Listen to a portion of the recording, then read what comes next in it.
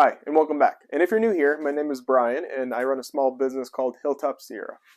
Today we're going to be making a walnut carving board with a few additional features that I want to add in. So I want to make a carving board that is going to be a fairly good size. I want this to be 12 inches long, 18 inches wide. I want to add a juice groove that goes all the way around. I also want to add in a little area here where the meat's going to set, and this is going to be little tiny pyramids or a hatching done on the CNC, and that's going to help drain juices away from the meat as you're carving it. That's also going to connect into our juice groove on the one side, and then I also want to make a little bit of a trough here to collect the juices. Also, there's going to be a strip of maple here. The rest of the board is going to be walnut, so that's going to be maple. This is going to be walnut. And then I'm going to put an inlay here with a name, and then an inlay here with a city. So this is our plan, and let's get to the build. Alright, so I got some walnut and I got my maple here, and I'll take this over to the table saw, clean up the ends, rip this down to strips just over 1 inch, run them through my planer to clean them up, and then we should have a carving board that will be just over 1 inch. Alright, so I have my pattern laid out. I decided to put some maple on the ends to kind of frame the board. And then I have walnut maple in the middle, and then this should give me enough for my inlay, my hatching, and then my other inlay up here. So I'll go ahead now and put these on my clamps and do the glue up. Today we'll be using Titebond 3. 2 reasons: it's waterproof and also food safe. So when I do my glue ups, I always keep a roll of wax paper. That way I can lay this down on my bench, put this underneath, do the glue up, and the glue goes on here.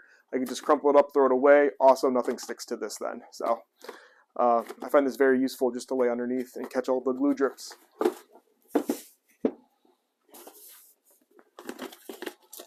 Now comes the fun part, applying all the glue. In here you want to be quite generous with the glue and make sure you have all spots covered and you do not have any bare spots.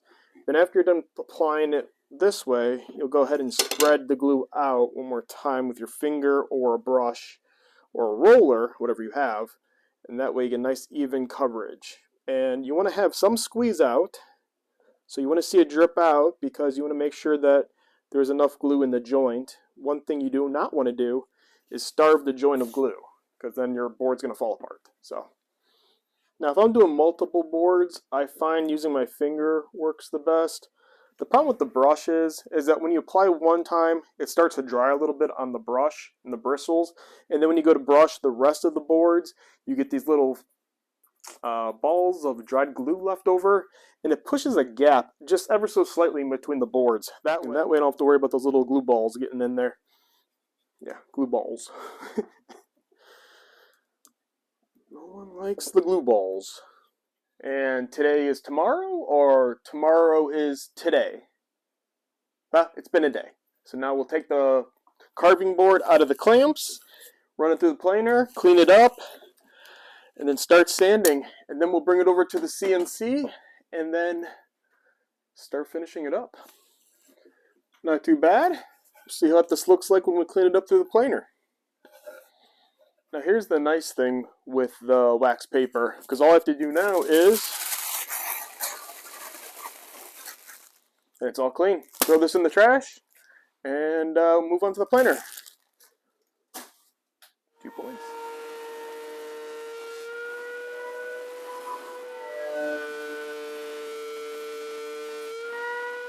So I finished loading the details into the software on the CNC, and here's what I came up with. So this is an MDF board, which is an exact replica size-wise to the cutting board I'm about to cut out.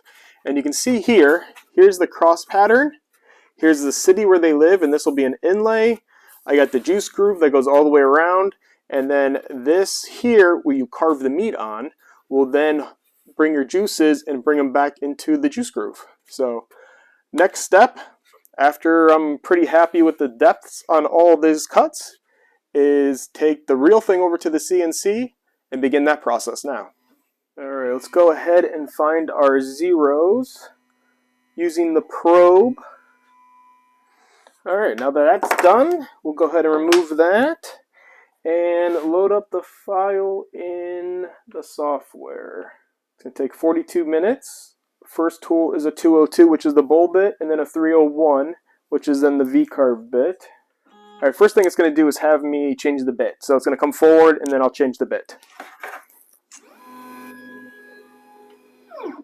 And while I'm here, I'm going to turn it down to the appropriate speed. And you don't want to get bit slippage, so what I do is, between every change, I'll go ahead and tap on the collet here, just to get any dust, sawdust that gets up in there. That way you don't have bit slippage when you're milling up.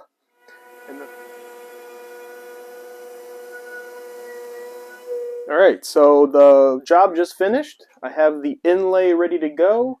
I'll take it over, cut out the inlay, and we will glue it into the carving board. And once the glue's set, we'll send it through the planer, shave off the glue, and then start sanding, and should reveal the inlay. So after the planer, took it to sanding. After sanding, took it to oil, oil to wax, and here's the finished product.